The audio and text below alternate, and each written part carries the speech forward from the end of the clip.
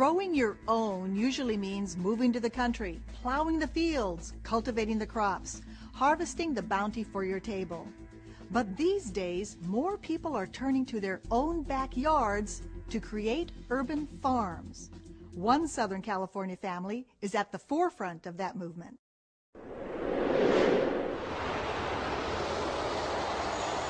Drivers whizzing past on the 210 freeway through Pasadena have no idea that a stone's throw away from the fast lane is a lush but tiny Eden, a 4,000 square foot farm. It not only feeds a family, but revolutionizes the idea of what can be done in a very unlikely place, the middle of a city. This is city living, but I brought the country to the city. Rather than having to go out to the country, I just imported it. 63-year-old Jules Dervais started this backyard farm 10 years ago. It's a deliberate throwback to the storied days of self-reliant rural America. Jules and his children grow almost all the food they need, and everyone pitches in. 5 pounds of grapefruit. His daughters, a niece. We have another guy coming to pick up. And Jordan. Yeah, are you done? Okay. And his son, Justin. Their produce is organic, and their animals are, well, friendlier than average. Say hi. Say hi. We have eight chickens, 4 ducks, and 2 goats. I joke with people. I said I think my animals fit better in a city backyard than a lot of dogs in the neighborhood. The ducks and chickens lay thousands of eggs a year and keep the bugs in check. And they really made the dynamics of the urban homestead much more sustainable. Sustainable and dense. On their 4,000 square feet, they raise 400 varieties of vegetables, fruits, and edible flowers. 6,000 pounds a year, enough to feed themselves with plenty left over.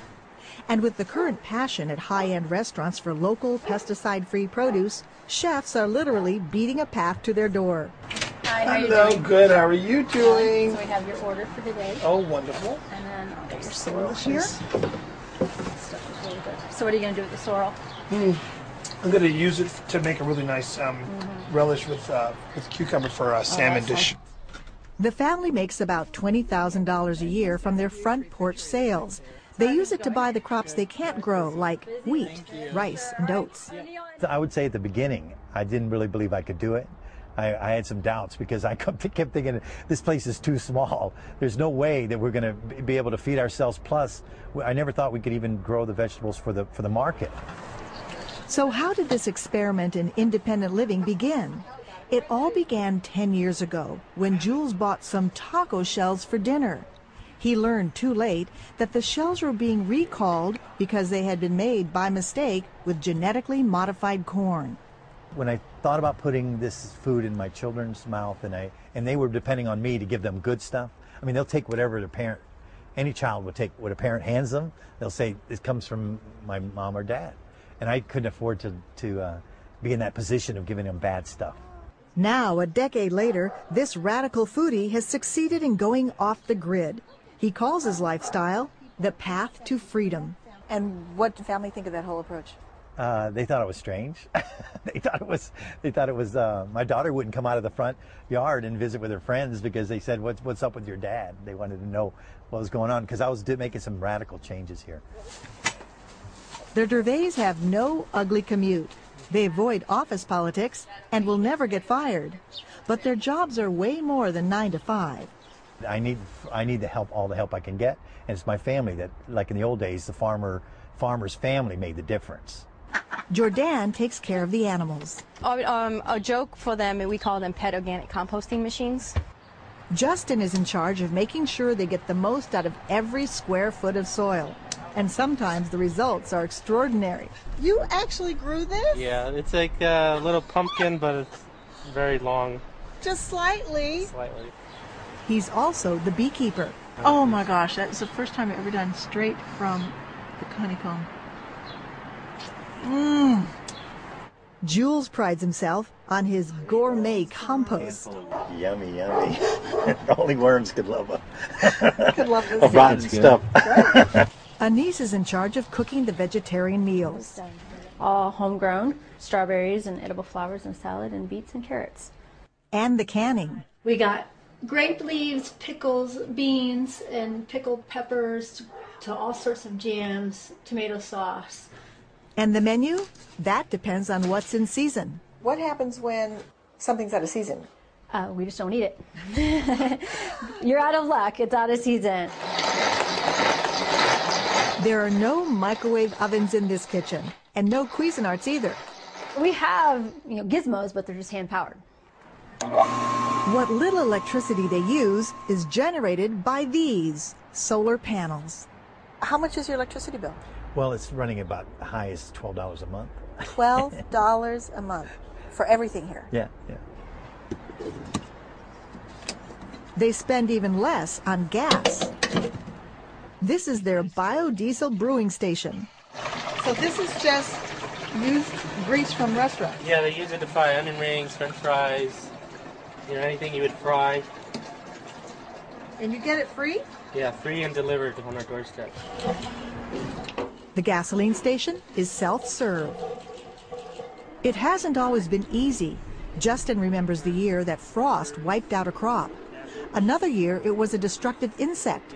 And recently they've noticed a new challenge, climate change. We call it the forefront of global weirding because we've been gardening for so long, you can sense things are off. We have this June bug that comes out. It's called June, so it's supposed to come out in June, but it comes out in July and August and September, so something's definitely off. The other challenge is water. Southern California skies don't deliver enough of it. So Jules keeps the water bill down with this ancient form of irrigation. That's a clay pot irrigation. So it's buried under there. It's buried, usually up to the throat here, and then all you do is fill it up, and the water weeps through the porous skin, through the clay, and you get the water where the plants need it at the root zone. Plants take the water as needed. So simple. So simple. It's 5 o'clock, dinner time, the time when it all pays off. Is it going to be inside or outside? Oh, no, it's supposed to be outside. The Dervais are the ultimate locavores. Their food traveled a whole 100 feet from the field to the table. They all say they love urban homesteading and can't imagine living a typical consumer-driven life. But there's one thing they would like. My plans are to have Homesteadville, which is What's Homesteadville? a village of all homesteads to start with. My family will be there. They'll have their homesteads. Their extended family will be there, and people that want to live this lifestyle will be there. At the end of the day, some not-so-back-to-nature activity.